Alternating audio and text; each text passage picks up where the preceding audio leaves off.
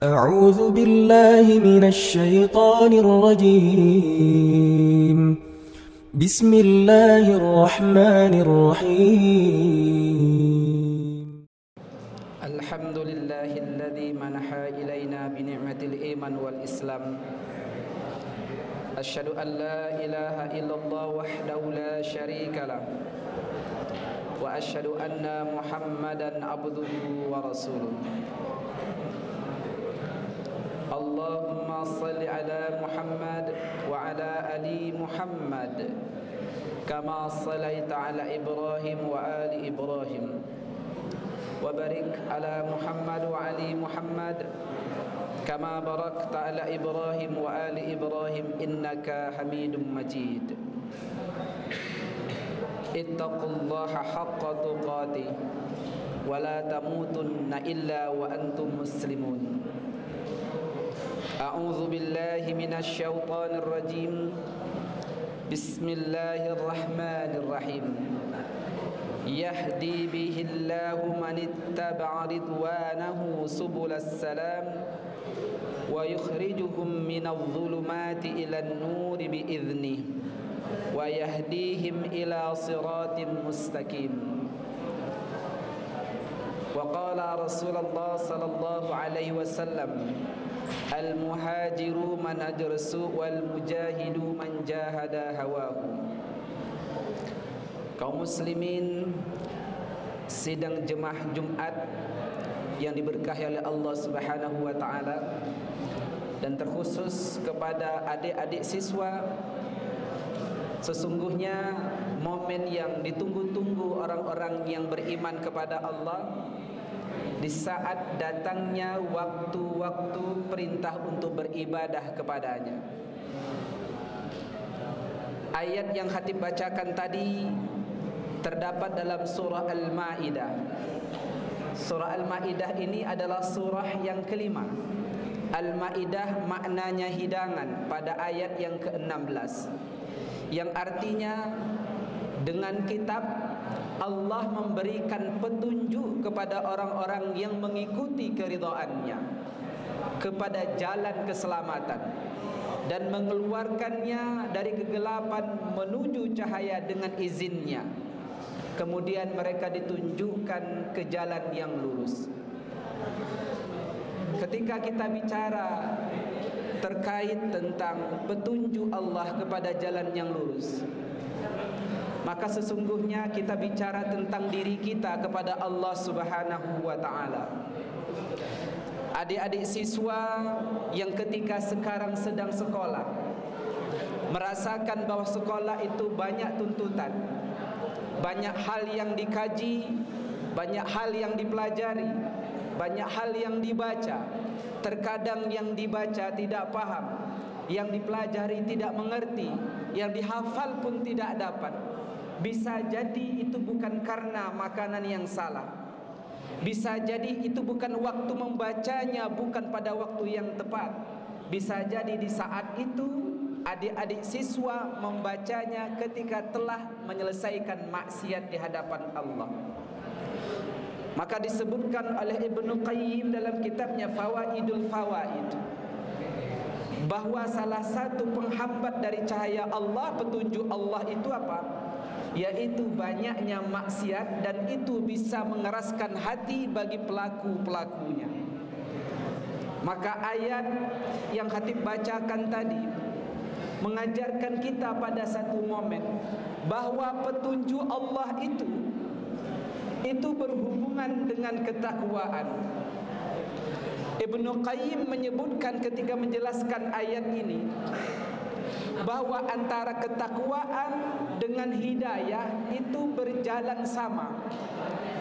Semakin tinggi ketakwaan seseorang, maka semakin banyak hidayah yang didapati dari Allah Subhanahu wa taala.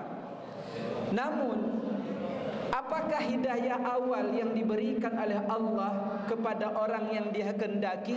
Maka hidayah yang pertama kali diberikan oleh Allah adalah hidayah iman.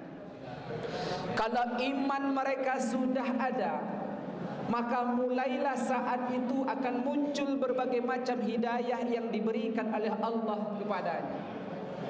Tetapi ketika iman itu hanya sangkutnya pada konsep la ilaha illallah, adik-adik hanya mengatakan saya percaya kepada Allah sebagai satu-satunya Tuhan, la ilaha illallah.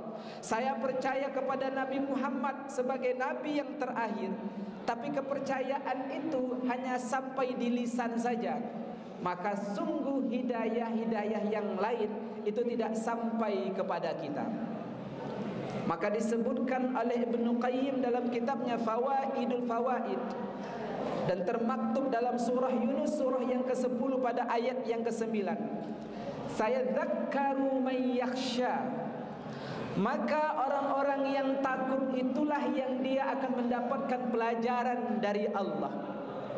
Jadi sekalipun adik-adik hari ini diajarkan oleh guru, diajarkan oleh ustaz, diajarkan oleh ustazah, dan siapapun yang ikut terlibat di sekolah ini, tapi sesungguhnya secara tidak langsung yang mengajarkan itu adalah Allah.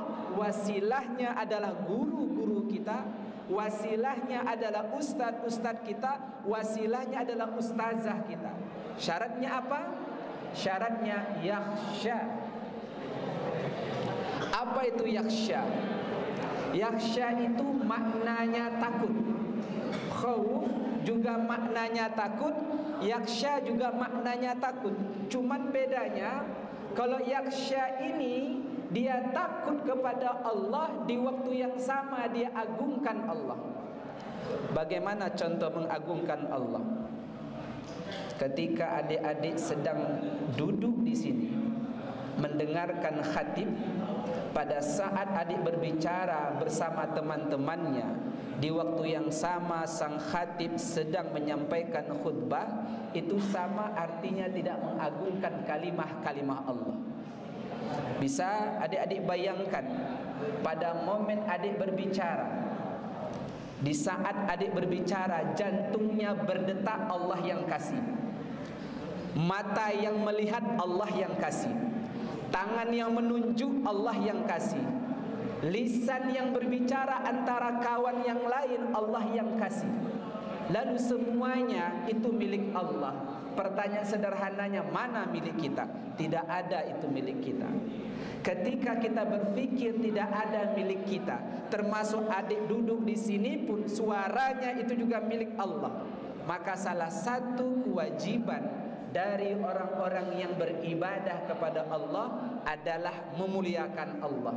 Bagaimana caranya? Salah satunya adalah taqarrub ilallah dalam bentuk ketika kita sedang mengikuti khutbah Jumat, maka dianjurkan secara sunnah untuk fokus dan mendiamkan diri. Maka ketika kita bicara tentang yakhsha, ketakutan kita, keagungan kita, pernah satu ketika Rasulullah duduk bersama para sahabatnya. Ketika duduk kepada para sahabatnya, satu ketika Rasul mendengarkan ada sesuatu yang jatuh tapi enggak nampak barangnya. Rasul bilang kepada para sahabatnya, "Wahai sahabatku, tahukah kalian apa yang kalian dengarkan tadi?" "Tidak ya Rasulullah, itu adalah suara batu yang sampainya ke dasar neraka membutuhkan waktu 70 tahun lamanya." Bayangkan, siapa yang diletakkan oleh Allah di dalam neraka itu? Pertama, mereka yang sudah hidup di muka bumi ini, tapi mereka tidak insyaf dan taat kepada Allah Subhanahu wa ta'ala. Siapakah mereka? Ketika mereka sudah diberikan fasilitas hidup di dunia, diberikan orang tua, lalu dengan orang tua itu kalian mendapatkan makan. Diberikan orang tua, dengan orang tua itu kalian diasuh dan dididik. Diberikan orang tua, lalu dengan orang tua itu kalian mendapatkan rumah. Diberikan orang tua, lalu dengan orang tua itu kalian disayangi. Tapi pada waktu kalian diminta pertanggungjawaban untuk membalas kebajikan dan kebaikan itu, kalian malah membalasnya dalam bentuk hal yang zalim. Orang seperti ini tidak mendapatkan petunjuk oleh Allah Subhanahu wa ta'ala. Maka dalam hal ini, kaum muslimin sidang jemaah Jumat yang berbahagia, disampaikan oleh Ibnu Qayyim, hidayah yang pertama yang diberikan oleh Allah itu adalah hidayah iman. Orang yang sudah mendapatkan hidayah iman itu seperti orang yang sedang mencari rumah di salah satu gang, lalu dia sudah dapat gangnya, tapi dia hanya duduk dan berdiri di depan pintu gang, tidak sampai ke rumahnya. Maka sesungguhnya itulah ibarat orang yang dia sudah mengakui Allah sebagai Tuhannya, sudah mengakui Al-Quran sebagai kitabnya, sudah mengakui Rasulullah sebagai nabinya, tetapi dia tidak menjadi muslim yang kafah. Maka orang seperti ini tidak akan mendapatkan ketakwaan kepada Allah. Orang yang seperti ini hidayahnya tidak akan silih berganti datang kepadanya. Kenapa? Karena dia hanya berada pada pintu keimanan saja. Maka ada seorang namanya Abdurrahman bin Zaid bin Aslam, diceritakan dalam kitab Ibnu Katsir. Apa yang disebutkan oleh beliau? Sabar itu punya dua pintu. Pintu pertama itu adalah mereka yang menyatakan dan memerintahkan dirinya untuk taat kepada Allah dan apa yang disukai oleh Allah, sekalipun raganya, jiwanya menolak itu. Pintu kedua adalah mereka-mereka yang menjauhi larangan Allah, sekalipun hawa nafsunya mengharapkan itu dikerjakan. Maka ketika adik-adik duduk di sini, ini bagian daripada ketaatan. Sekalipun ada sebagian kita resah, mungkin ada yang merasa kepanasan, mungkin ada merasa kebosanan, mungkin merasa lelah dan yang lain-lainnya. Di saat itulah disebutkan oleh Abdurrahman bin Zaid bin Aslam, itulah sabar dalam ketaatan, dalam bentuk mengerjakan apa yang diperintahkan oleh Allah Subhanahu wa taala. Dan yang kedua adalah sabar di mana ketika kita menjauhi semua larangan-larangan yang telah ditetapkan dan dimaktubkan oleh Allah dalam Quran dan apa yang telah disunnahkan Rasulullah sallallahu alaihi wasallam. Maka adik-adik, ketika kita merasakan setiap hari kita mendapatkan nikmat Allah, andaikan kalian-kalian yang ada di sini dengan usia belasan tahun tiba-tiba berhenti bersuara, dicabut oleh Allah suara kalian itu, dicabut oleh Allah penglihatan dan pendengaran itu, apakah kalian tidak merasa menyesal? Apakah kalian tidak merasa rugi? Bagi orang-orang yang beriman, segala sesuatu yang diletakkan oleh Allah kepadanya, dia akan ikhlas. Dan bagi orang-orang yang beriman dan berilmu, supaya nikmat berkah yang diberikan Allah kepadanya itu berjalan, maka salah satunya dia harus bersyukur kepada Allah. Bagaimana bentuk syukur itu?